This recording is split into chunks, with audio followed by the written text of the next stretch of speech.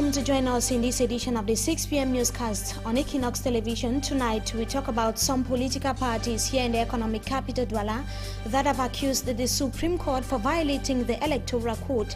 This is after it postponed deliberations on submitted petitions by political parties vying for posts in the upcoming municipal elections for next week. And also in this newscast, the Bororo community in the southwest region of Cameroon is decrying stigmatization and neglect from the Cameroonian government. And our guest tonight takes a look at the challenges of the private primary educational sector in Cameroon.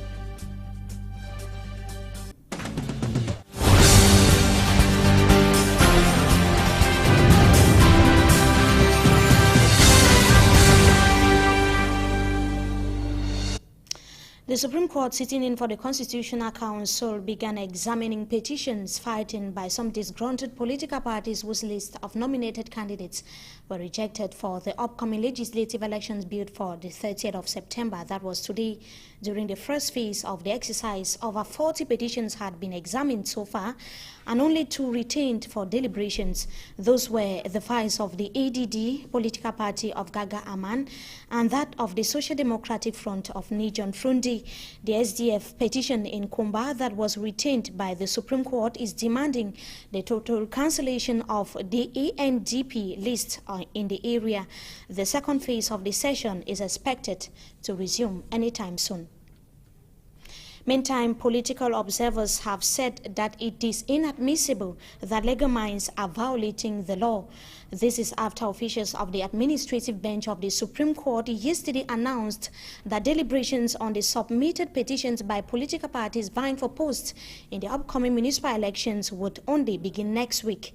The Vice President of the Supreme Court yesterday said that the exercise was expected, or that the exercise that was expected to begin this week is said to have been postponed as a result of insufficient time.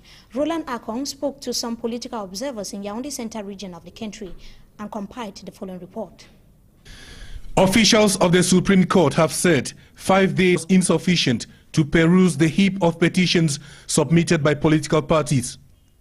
Their violation of Section 190 of the Electoral Code has triggered public reactions, and we sought the views of a political observer. You have just talked about the Supreme Court that is supposed to rule on issues of the law, and they have violated the law themselves. So I really don't know how they expect that political parties should respect the law and the court itself does not respect the law. They are going to judge issues of the law and they break the law themselves. So it's like a joke. A political scientist does not share the views of the political observer. We wouldn't say that there is a violation because there is no intention to violate. And secondly, the fact that they have not been able to come up with to treat the appeal, I mean the petitions, is not tantamount to it would not be in the spirit, as I say, in the spirit of the law, would not be tantamount to a violation. Neither would it be in violation of the interest, the general interest of the nation. What if some candidates tell the court that they too could not respect deadline for submission of their papers at Elekam due to time constraint? You can make that point, but you will not be right because you are equating yourself with the institution. Don't forget that the Constitutional Council is an institution of the law. But the association is a body of persons, an association of persons who are subjects of the law and subject to the law. So you cannot make the case in a court before an institution which has the constitutional mandate and authority and power, by the way, that since you did not meet the 5 days, I too could not, therefore, but you are not equal. The citizen is not equal to the law. Neither is equal to the institution that is charged with the responsibility of making that law. Professor Asungani argues that the nomination papers submitted to Elekam by the CPDM party were not clean. Arguably, most of the petitions in court will be against the CPDM party.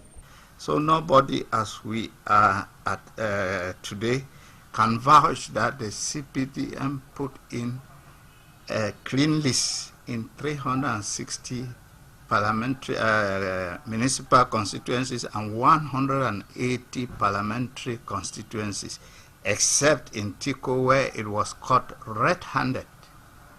If the criticism holds, as you say, that they didn't submit a clean list. We have another institution that is charged with the responsibility of looking into that. And that institution is called the Constitutional Council.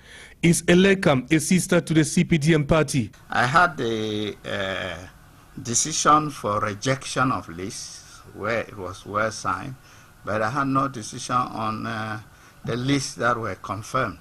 So like the Sahel has published one constituency that was put in with a certain order of names was changed after a reception of the CPDM list. So the CPDM and the Elekam are virtually working hand in hand like brother and sister. Professor Ngolengole does not agree. Yeah, this is an old argument, because I think we've gone through this. Those members that are accused of being members of CPDM have made their point clear that they are no more according to the law or in line with the law, in conformity with the law. They've resigned.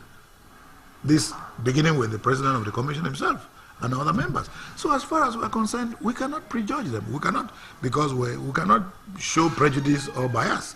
They are no more, they have made that clear, members of the CPDM. And I think that they have already proven that they are independent. A subject there that has not left party officials here in the economic capital Douala indifferent. They have said that they are foreseeing an undemocratic organization of the September 30th elections in Cameroon. They also maintained that it is a total violation of the country's electoral code. For Hansen Chanji tells us more in the following report.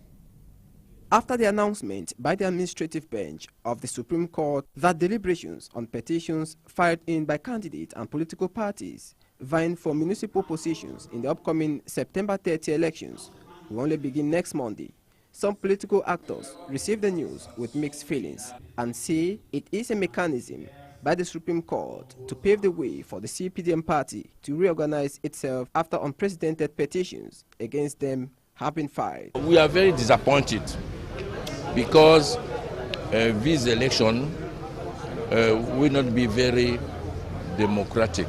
All CPDM lists have been made with many irregularities. The reasons advanced by the Supreme Court is that they need sufficient time to examine the over 250 files on their table, but some politicians say those are flimsy excuses. They could work 24 hours on 24 hours. After all, we have seen the president of the Supreme Court read election results in this country for 12 hours, sitting on the same position without going to ease himself. So they could work for overtime and try to see that they respect the law. According to the mayor of the Douala 4 Council, the extension of the date for deliberations is against the electoral code, but he says they have no choice. It is a violation of the law, and the Supreme Court, I don't know, we don't have any other court to which we can appeal. So what do we do? To the CPDM party, the extension is appropriate given the huge number of files that the Supreme Court needs to flip through.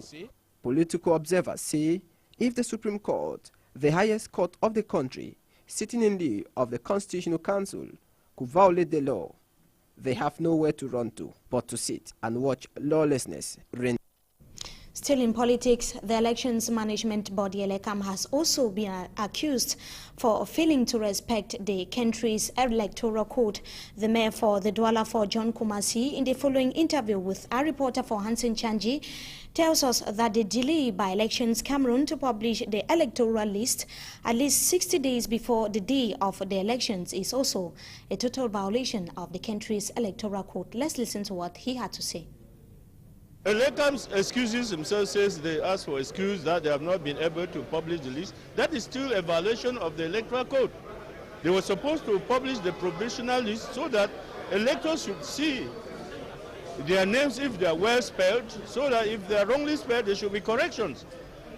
They were supposed to publish so that it does not only help to spell names, but to know where, how they could go easily after having seen the numbers of their cards at the polling center, the polling station. It's easy to go and collect the card.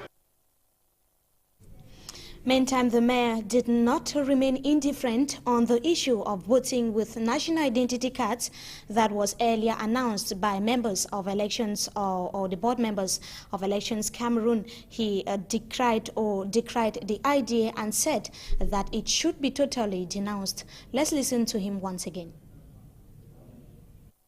To say that your identity card is only to identify you to vote. It's not a voter's card. In the national identity card, you don't have the center, the voting center, you don't have the polling bureau. So it is the voter's card that has the center and has the polling bureau. So I think that if the Director General of Elections Cameroon made a mistake, it was his place after the President of the Council said no, to come out in another statement to say that it was an error. But keeping quiet indicates that there is no agreement between them. And we are afraid when the two highly placed people in Elections Cameroon start going to different directions, we don't know whether the results or the elections will be transparent and just. The mayor for the Douala for the Mr. John Kumasi speaking to our reporter in the economic capital Douala today for Hansen Chanji. We take you now to Buea, southwest region of Cameroon. As we announced in the headlines, the Mboro community in that part of Cameroon are complaining that they are subjected to all forms of discrimination. Those residing at the Takamanda National Park have called on the Cameroonian government to provide resettlement sites for them. It was on the sidelines of the indigenous population Day that was celebrated last week across the country. Derek Jato tells us more in the following report.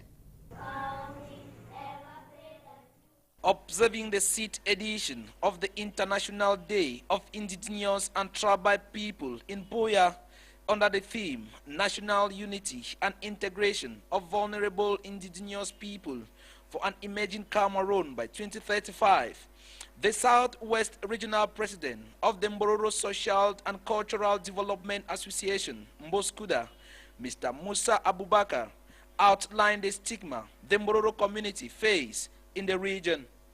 For example, during the recruitment of the 25,000 employees into the public service, no Mbororo file was considered in the region.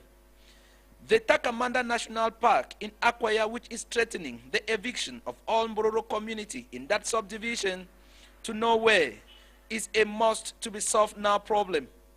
Representing the Southwest Governor, the head of Economic, Social and Cultural Division at the Governor's Office, Mr. Tata Julius, said that the government will continue the fight to better their status. To Chief Ashantia Valentine, the Southwest Delegate of Social Affairs, programs for educative talks and sensitization to all segments of indigenous people has already been drawn. Derek Jato, the reporting there from the southwest region of Cameroon. We stay with you, Derek, to add that motorbike riders have been prohibited from circulating in the Opamunya area after midnight. The chief of the village sounded the note of warning in the wake of reports of how bike riders in that part of Cameroon are being accused of having a hand in the series of theft, rape and assault in the area. Derek Jato tells us more once again. Reported cases of rape, theft, murder, and kidnapping have been making headlines in Buea of recent. I have had several experiences from thieves' attack.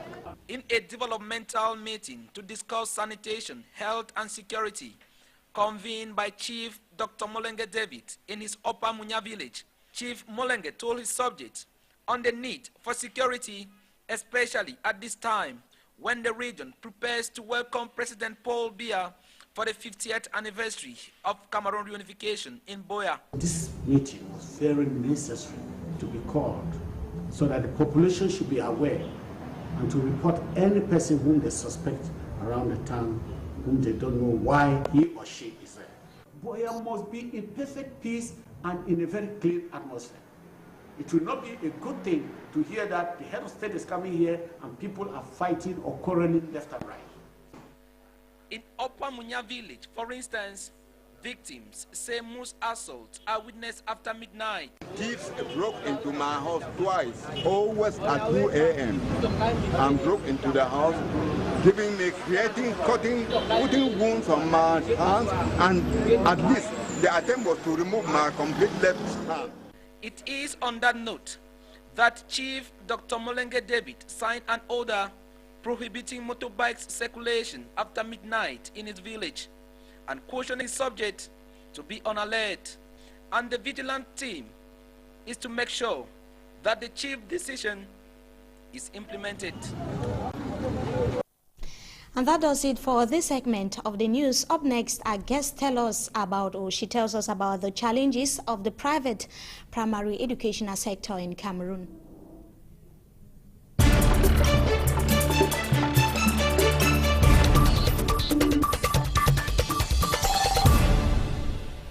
Thank you once again, viewers, for joining us tonight on Talking Point. Our guest tonight, like I earlier announced, will be telling us about some of the challenges that the primary, private, particularly educational sector in Cameroon is facing.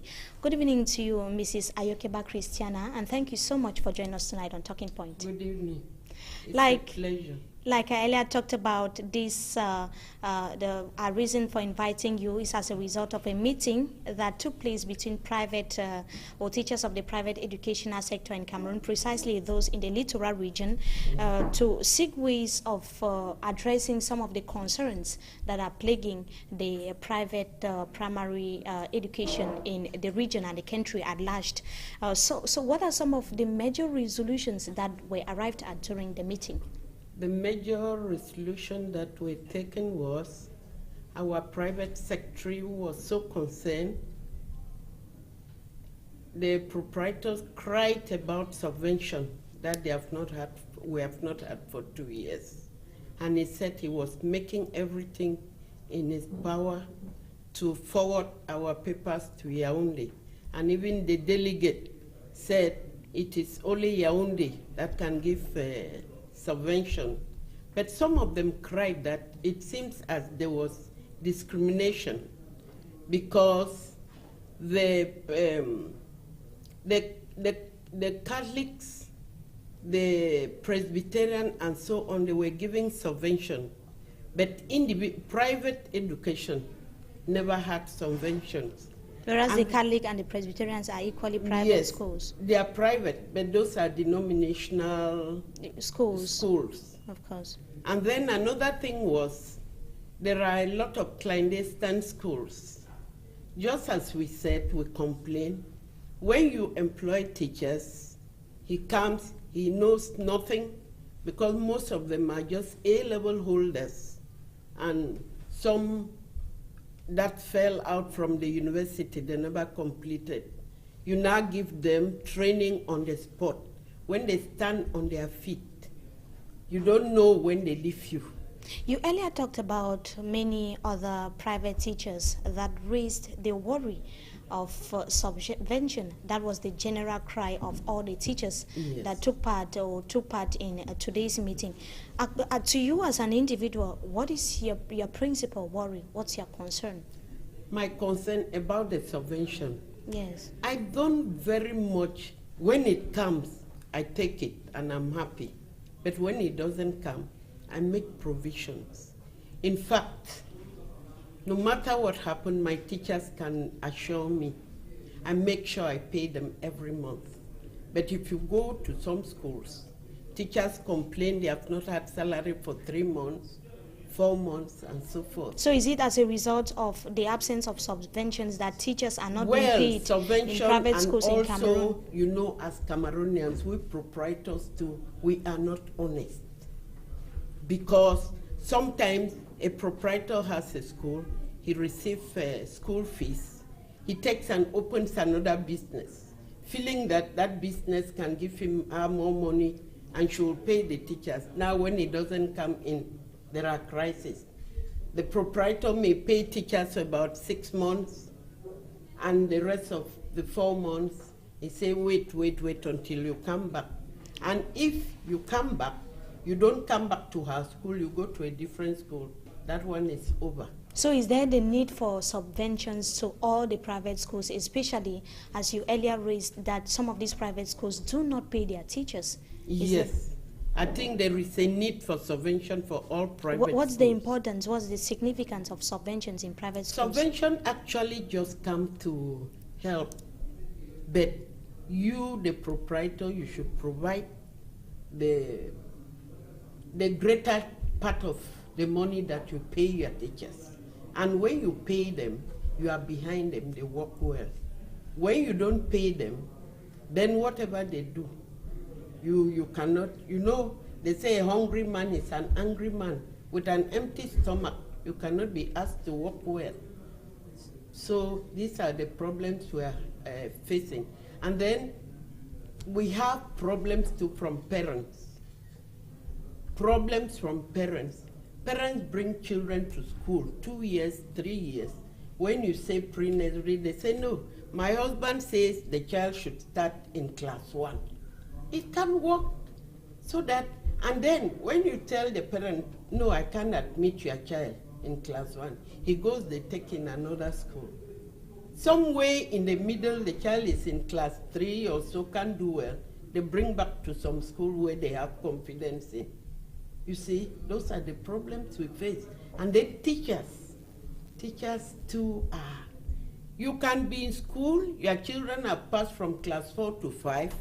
They carry these children, go and register them privately to write common entrance and first school from class 5. If they were bright children in your school, they carry them. Next year, they are going to class 6. You find out that those children are not there. Let's come back to the issue of subvention. That was one of the major resolutions or the major problems that was raised by teachers today during your meeting where you come together. So every year you keep talking about this issue of subvention and calling on the government. For 2 years now. Calling on the government to assist schools or private schools in Cameroon. But schools or private schools in Cameroon, the private schools in Cameroon, they have the most expensive fees in the country. So where are the school fees going to that you keep asking for subventions? To me, like the most expensive school fees, not all private schools. I know there are some schools here in Douala, opened about 2 years ago. By now, they can tell you the proprietor may say she has 300 and something children, maybe about 200,000. And some of us who are on 65, that 65 you have examination fee comes from there, FENASCO comes from there, private education, this thing comes from there, and every other thing. And our officials too, they give us a lot of problems. They levy some monies that we have to pay when we don't really see why we should pay. For the taxes? Not taxes, actually. We pay taxes. It is our duty to pay taxes for the country to run, to pay taxes, to pay CNPS, and so on. But then sometimes, like they bring, say, affiliation. You pay money, they write a small receipt and they tear a paper, write a stamp and give you. You ask, but is this a receipt? Is that genuine money? Of course it is not genuine. And when some of us insist and ask, where is the text for? And they don't do like that in every place. Even right here in Douala, it's not all the Douala zones that pay those type of affiliation. So that is the issue of discrimination that you earlier And then for CNPS, there is a lot of cry. We pay CNPS. Our teachers do not receive any benefit from it, but we have to pay. And I also blame the teachers because when you say bring your document for CNPS, some bring, but the CNPS, they make it so difficult that That you cannot be able to. Yes. So you earlier talked about clandestine schools as well. They are coming, a good number of them keep coming up, especially when a new academic year is coming, yes. Especially as we are preparing for the 2013-2014 academic year. So what are some of you, the school proprietors, doing to make sure that the few existing legal ones stand on their feet? This is it. What we do is just take interest in your school, work well, make sure your teachers do their best, and make sure you take care of the children, follow up. As an old experienced teacher, I follow the teachers up, I follow the children up, so they do well. And as I say, around me, I don't care if there are 100 private new schools that have come, because they are not a threat to you at all. Yes, because today a friend was telling me, do you know that one school has just been opened behind you there? I said, well, to me it's nothing new, because when I started my school, it's about 11 years ago. And around that area now, there are more than perhaps 20 schools just around me. Thank you so much, Mrs. Ayokeba Christina, for joining us tonight on Talking Point. It's a pleasure, really. A pleasure. The pleasure is as well mine. We thank you so much, viewers, for having joined us in this edition of the 6 p.m. newscast on Equinox Television. Have a wonderful stay in the company of our programs. Good evening to you once again. Thank you. Thank you.